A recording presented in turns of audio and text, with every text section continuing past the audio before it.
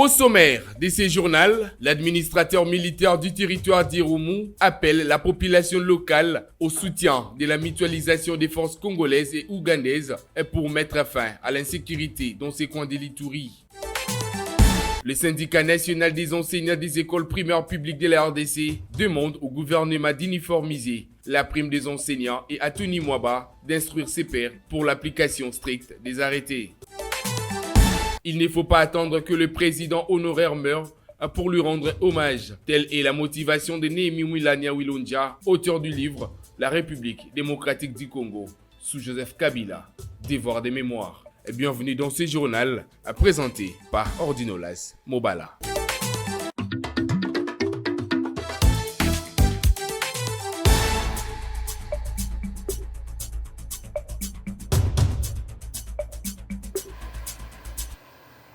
C'est toujours un plaisir de vous tenir informé, mesdames et messieurs. Encore une fois, bienvenue. Ouvrons cette session de nouvelles avec cette actualité en bref. Le président de la République, Félix-Antoine Tshisekedi Tshilombo, a rendu les derniers hommages à Benoît Lamba au cours de la cérémonie d'hommage public organisée ce samedi 19 février 2022 dans le hall du Palais du Peuple à Kinshasa. Le président de la République, Félix-Antoine Tshisekedi Tshilombo, s'est incliné devant la dépouille mortelle de Benoît Lamba, ancien président de la Cour suprême de justice et de la Cour constitutionnelle, décédé le 17 janvier 2022 à Bruxelles des suites d'une maladie. Le défunt président de la Cour constitutionnelle a été élevé à titre posthume au titre de grand chancelier des ordres nationaux de la médaille de grand cordon de l'ordre national héros nationaux Kabila Lumumba.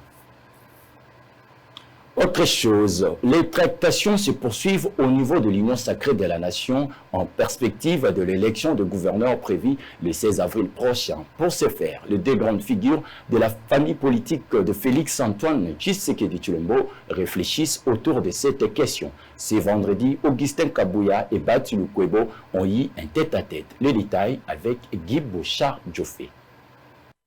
Comme vous le savez, le professeur Modeste Bahati est l'autorité morale de l'AFDC et alliés. Et moi, comme secrétaire général de l'Union pour la démocratie et le progrès social, nos deux formations politiques font partie de l'Union sacrée pour la nation. Et avec des tractations en cours, et avec la situation des candidats gouverneurs qui pointent à l'horizon, on peut se consulter à n'importe quel moment. C'est la raison pour laquelle j'étais venu les voir pour échanger et voir dans quelles conditions nous pouvons faire les tickets dans certaines provinces pour les comptes de l'Union sacrée. Et je pense que c'était ça l'objectif principal de notre rencontre de tout à l'heure. Restons toujours dans ce même chapitre du processus électoral en République démocratique du Congo où le président de la Commission électorale nationale indépendante, CENI, Denis Kadima, a échangé ce vendredi 18 février 2022 avec l'ambassadeur américain accrédité en RDC, Mike Hammer. Ce diplomate américain est venu réitérer l'engagement de son pays d'accompagner le processus électoral en cours en RDC. Il s'est dit confiant et assure la population congolaise de la tenue des bonnes élections que celle de 2018. Suivez Mike Hammer au micro de Nadine Mayumbembilo. Les États-Unis est prêt à accompagner le gouvernement congolais et la CENI spécifiquement pour assurer que la prochaine élection sera une élection mieux que l'élection en 2018, qu'il n'y aura pas de glissement, que l'élection sera très crédible, transparente, inclusive. Et on avait discuté les besoins du CENI, comment les États-Unis peuvent soutenir les efforts.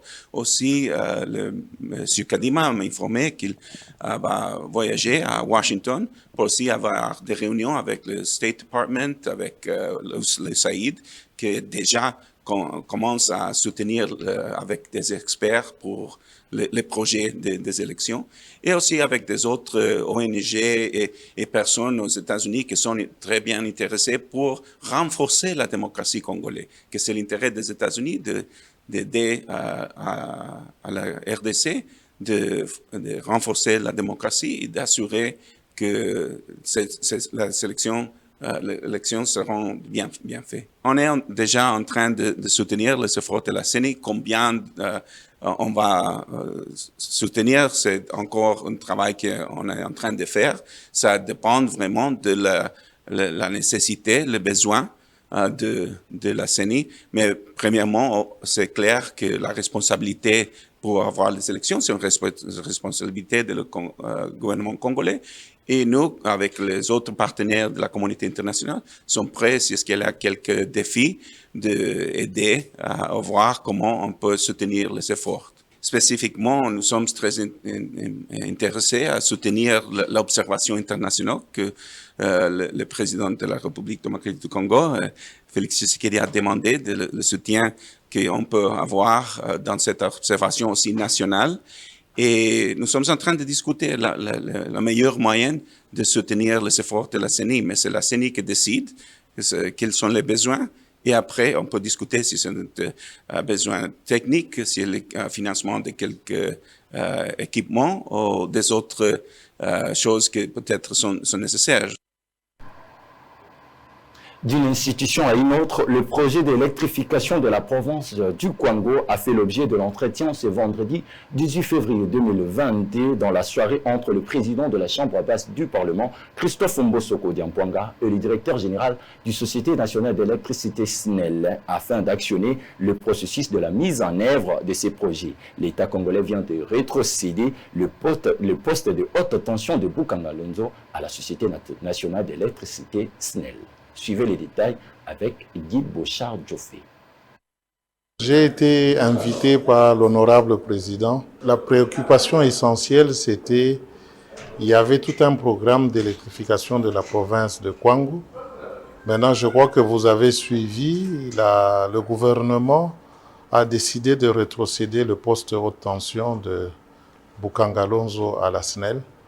Et que maintenant, le poste étant à la SNEL, ça va nous permettre, à partir de ce poste, de rayonner un peu tout autour pour l'électrification, en commençant par le Kwango et en s'étendant dans les autres provinces environnantes. Tout à fait autre chose. Lors de la cérémonie de vernissage du livre du professeur Némi Milania Wiloncha, ce vendredi 18 février 2022 à Kinshasa, Henri Movasakane, cadre du Parti du Peuple pour la Reconstruction et la Démocratie PPRD en sigle, a insisté sur la nécessité de vulgariser davantage les réalisations de l'ex-chef de l'État Joseph Kabila Kabange. À ceux qui estiment que rien n'a été fait de glorieux durant le règne de Joseph Kabila, le professeur Henri Movasakane les invite à jeter un regard sur la gestion du pays durant les 3 dernières années pour se rendre compte. Suivez. La République démocratique du Congo sous Joseph Kabila, devoir des mémoires. Titre de l'ouvrage écrit par les professeurs Dr Némi Milania Wilonja, ancien directeur de cabinet de l'ancien chef de l'État Joseph Kabila et coordonnateur du Front commun pour le Congo FCC, est présenté et dédicacé ce vendredi 18 février. L'auteur révèle plusieurs réalisations et explique la gestion de Joseph Kabila durant ses 18 ans à la tête du pays. Ce livre est réparti en 3 grandes parties, notamment d'un État de non-droit à un État républicain. La relance de l'économie nationale avec ses effets sur les social des Congolais et la maîtrise des défis et perspectives d'avenir. En réalité, selon l'auteur, ces livres ressemblent à un bilan de Joseph Kabila à la tête de la RDC. Mais l'auteur du livre n'a pas voulu utiliser les termes. Mayuma Kassende, représentante de Joseph Kabila à cette cérémonie, qui a lui-même préfacé cet ouvrage, a donné les raisons du pourquoi il a préfacé ces livres. Dans la foulée, elle estime que ces livres permettra aux uns et aux autres d'avoir un aspect historique du mandat de 18 ans de Joseph Kabila à la tête de la RDC. Je reste en outre convaincu que cet ouvrage permettra aux uns d'enrichir leurs connaissances historiques, mais aussi aux autres de disposer d'éléments d'une meilleure appréciation qualitative et quantitative quant à la gestion de l'État de 2001 à 2018. Le professeur Henri Mova, qui a baptisé cet ouvrage, a qualifié ces derniers comme une arme de destruction massive des mensonges sur la gestion de Joseph Kabila à la tête de la RDC et appelle tout le monde de s'en procurer. La République démocratique du Congo sous Joseph Kabila, devoir de mémoire, soit pour nous cette arme de destruction massive contre le mensonge. L'auteur du livre, le professeur Némi Muilanya Wilonja, a préféré rendre hommage à Joseph Kabila de son vivant pour ses 18 ans à la tête du pays et appelle tout le monde à la culture de la reconnaissance des grandes personnes qui ont marqué l'histoire du pays. J'ai voulu de tout cœur vous rappeler qu'il y a quelques semaines seulement, le président honoraire Joseph Kabila a connu un accident. Un accident qui aurait pu lui coûter la vie. Fallait-il attendre que cela arrive pour qu'un jour on puisse parler de ce qu'il a fait pour ce pays, dans ce pays, au cours des 18 ans passés? Telle est la motivation principale qui nous a guidés dans l'élaboration de ce modeste ouvrage. Signalons que ces livres, La République démocratique du Congo sous Joseph Kabila, Devoir de mémoire, est publié par l'éditeur L'Harmattan et compte plus de 300 pages. Et restons toujours dans ce même chapitre de l'éducation pour vous dire que le syndicaliste national des enseignants des écoles primaires publiques de la RDC a, dans une déclaration rendue publique ce samedi par le biais de son secrétaire général, Ignace Mbala, demandé au gouvernement congolais d'uniformiser la prime des enseignants comme convenu au ministre de l'EPST d'instruire ses pairs pour l'application stricte des arrêtés. C'était dans la salle primaire EP1 et EPD Notre-Dame. Suivez les détails avec Nadine Mayumbembilo et Aristote Batum. Nous, enseignants des écoles primaires publiques de Kinshasa, étions réunis ce samedi 19 février 2022 dans l'enceinte de l'école primaire 1 et 2 Notre-Dame du Congo pour réfléchir sur les points suivants. L'inégalité de la prime de gratuité. 2. La déconsidération des enfants des enseignants du primaire dans des écoles secondaires. S'agissant du premier point, personne n'ignore les montants que nous avons touchés.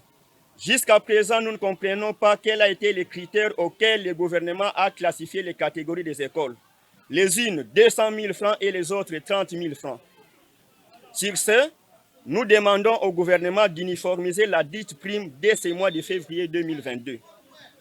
Quant au deuxième point, les enseignants des écoles primaires sont victimes de chasses dans des écoles secondaires. D'où nous demandons au ministre national d'instruire aux ministres provinciaux en charge de l'éducation l'application stricte de leurs arrêtés. De ce fait, nous avons jugé bon de créer une structure propre aux enseignants du primaire public dont le comité a été mis en place. Ainsi, nous demandons à tous les enseignants du primaire d'être unis pour défendre nos droits en toute légalité. Et changeons de chapitre à présent pour parler de la sécurité. Rendons-nous dans la province de l'Ituri où le commandant secteur opérationnel Ituri, le général Kassongo Maloba Robert, est en mission de commandement et d'évaluation de la situation sécuritaire à Boga, Tchabi, Barossi, dans le cadre des opérations conjointes entre le FARDC et le UPDF dans les territoires d'Irumu. Suivez. Aucune communauté ou un groupe d'individus peut garder en sa possession des armes pour sa défense et sa protection. C'est la mission exclusive de l'État congolais qui ne ménage aucun effort pour sécuriser toutes les communautés vivant en Ituri. Déclaration de l'administrateur militaire du territoire d'Irumu au sujet de certains Bouchas qui détiennent illégalement des armes et membres des ADF au cours d'un meeting populaire à Tchabi Centre. Être ennemi, ce n'est pas seulement posséder une arme. Quand tu aides l'ennemi avec les informations, tu es aussi ennemi. Ouais.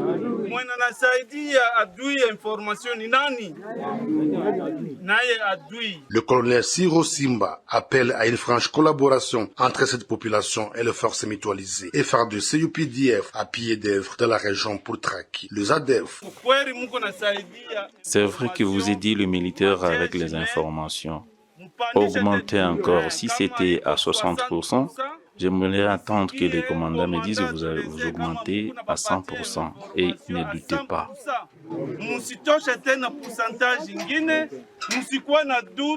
UAP. Pendant le temps de siège, quelques-uns parmi ces civils s'étaient rendus avec leurs armes au FARDC à la suite des opérations militaires. Les troupes ougandaises et congolaises sont renforcées dans ces coins de l'Ituri pour traquer les rebelles ADF.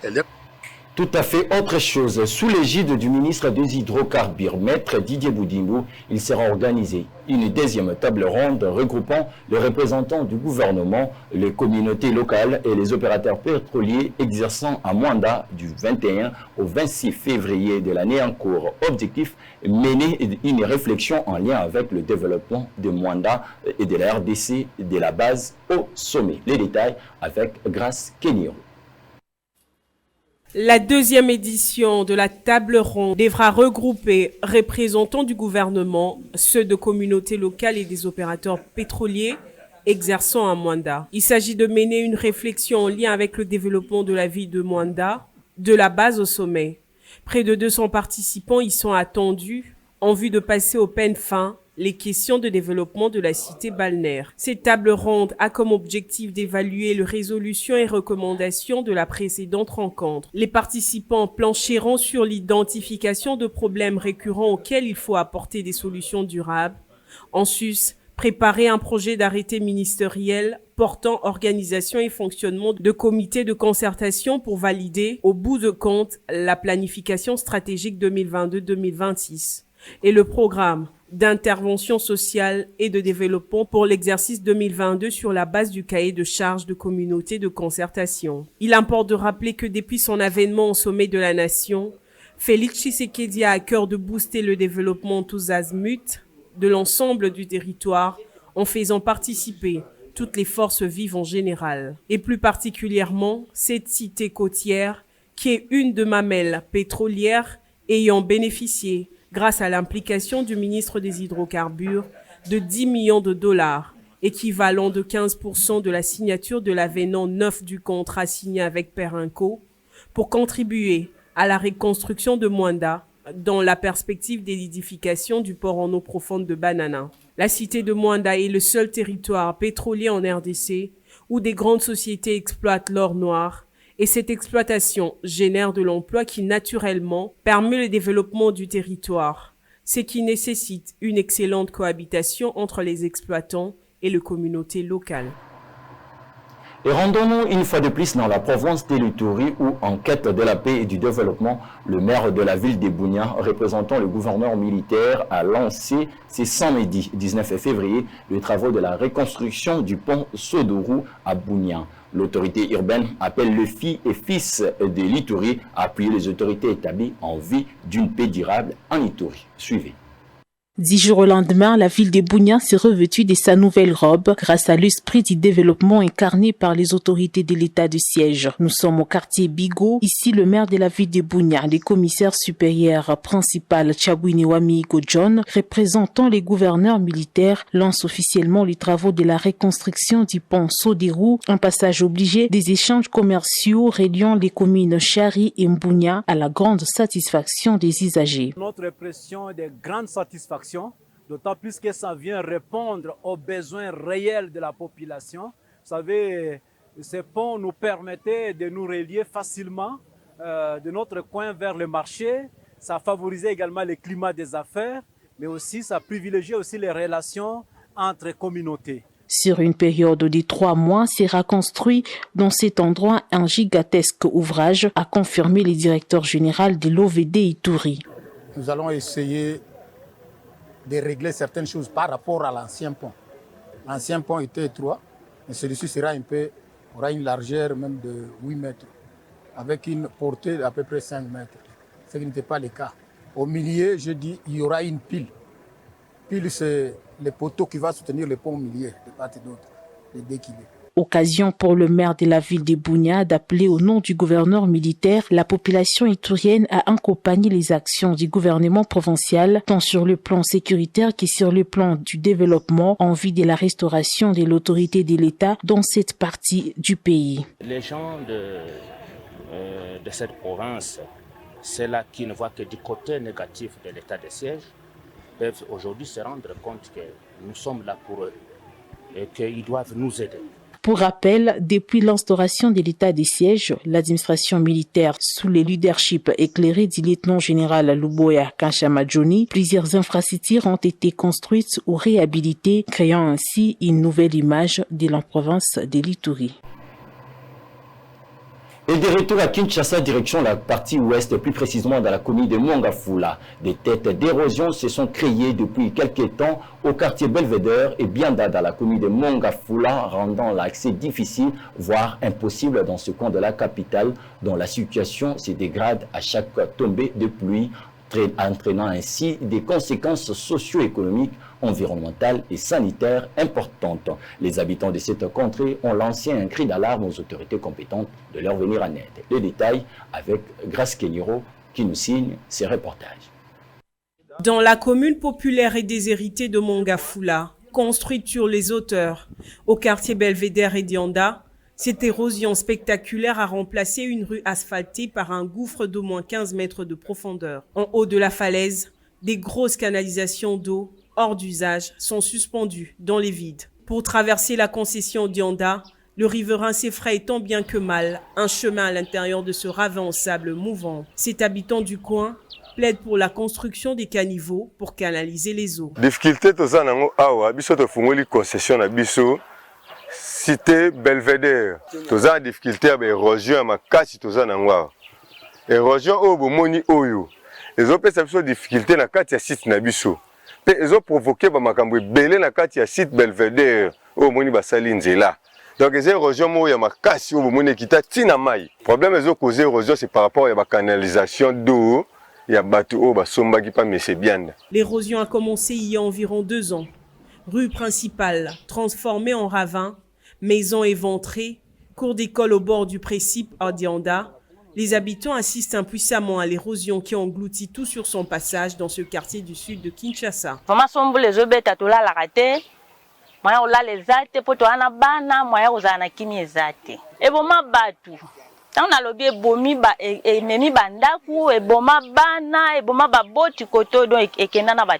Les habitants de ce coin plaident pour la protection de leur domicile car ces érosions ont causé l'écroulement de plusieurs maisons et la mort de plus d'un, notamment une fillette de 6 ans. Tous un problème érosion donc banda comme monsieur qui a l'école érosion mayambule kobuka. Érosion bandeki depuis l'année passée.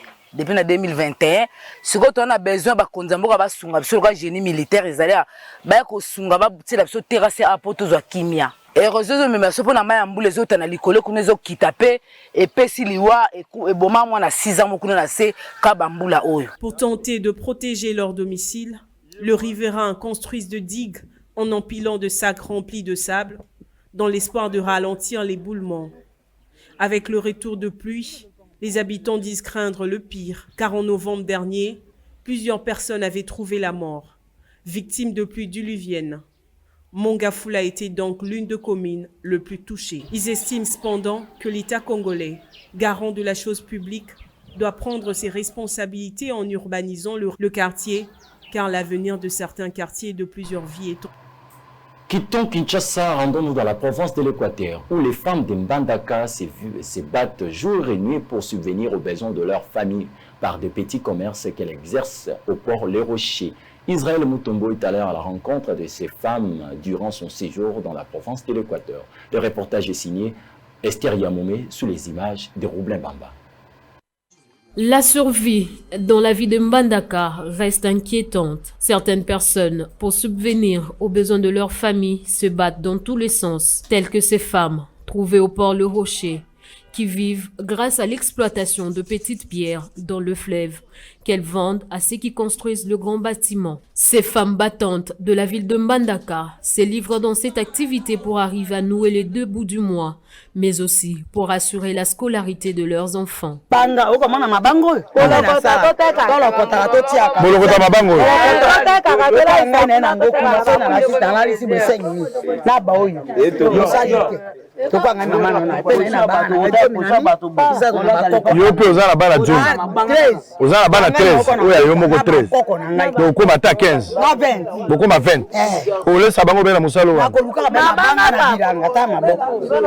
Près de là, se trouve une autre femme Cette mère de 2 enfants qui ne vit que de la pêche, c'est à 3 h du matin qu'elle se réveille pour se lancer dans cette activité.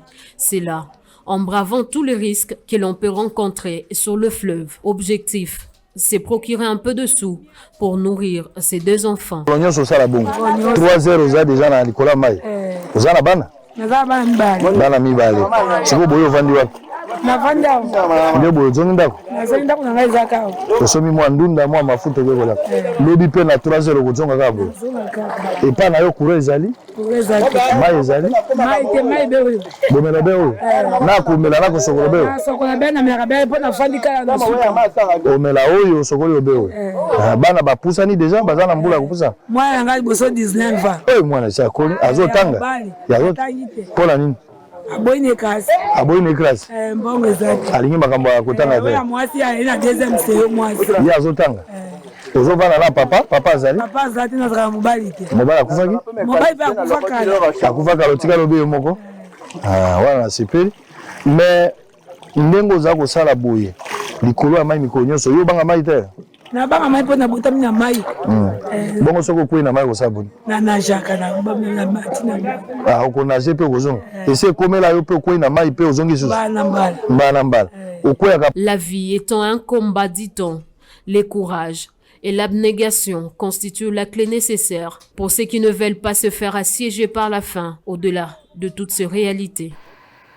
Et de retour à Kinshasa, prenons cette nouvelle en sport avant de boucler complètement cette session d'information. C'est samedi 19 février 2022 et que s'est ouvert à Kinshasa la première édition du tournoi scolaire panafricain initié par la Fédération internationale de football, l'association FIFA, sur demande du président de la RDC, Félix-Antoine Tshisekedi Tshilombo, avec l'appui du ministre des Sports et Loisirs et de la FECOFA. Cette compétition qui regroupe une dizaine d'équipes issues des écoles des 6 pays africains a tenu toutes ses promesses.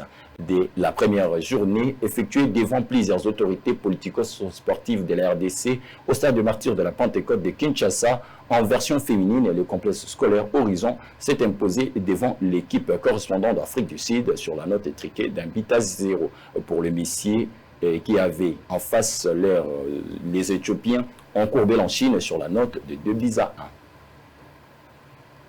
C'est par cette note sportive que nous bouclons complètement cette session d'information réalisée, mise en onde par Héritier Mutombo sous la supervision et la coordination d'Israël Touba et Jérémy Ngemi et Mohamed Fazili. Quant à moi, je vous prie de rester branchés sur les antennes de la première chaîne d'investigation à RDC, Bossolo TV. Merci et au revoir.